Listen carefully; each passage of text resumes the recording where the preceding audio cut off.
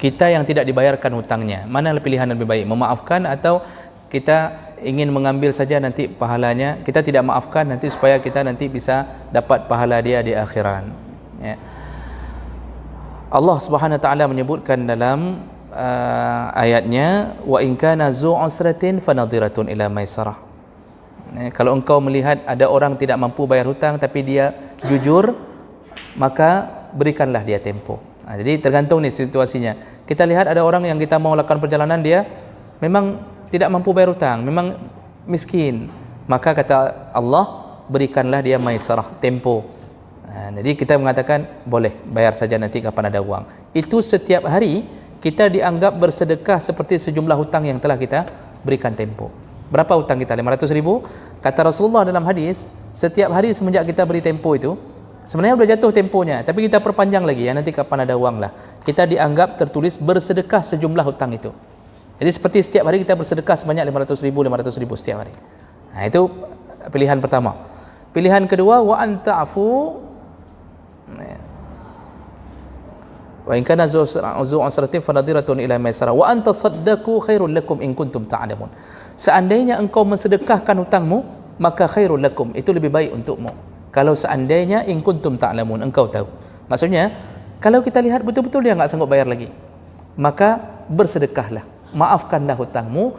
Seandainya engkau tahu, pasti semua engkau memaafkan hutangmu. Maksudnya apa? Allah enggak sebutkan, bahasanya seandainya engkau tahu, maksudnya balasannya surga bagi mereka yang memaafkan hutang. Cuma begini, kepada siapa yang kita maafkan? Kepada mereka yang betul-betul berniat bayar hutang tapi tidak mampu lagi. Betul-betul gejak di tibulan long lakai na hana orang bayar je no, tapi long bayar, jujur maafkanlah.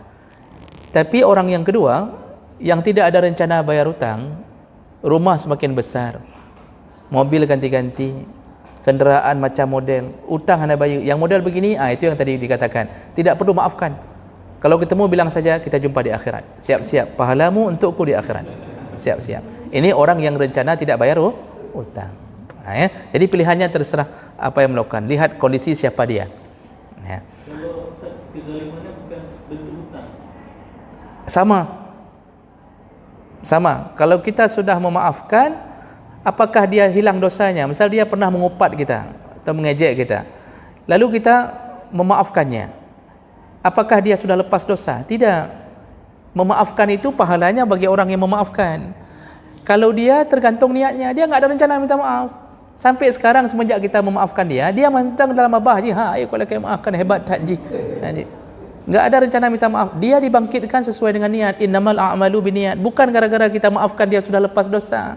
Lalu gitu kita sudah maafkan, lalu kita ketemu dia, alhamdulillah kabeh dia cara dengan kalau dia tidak minta maaf, tidak.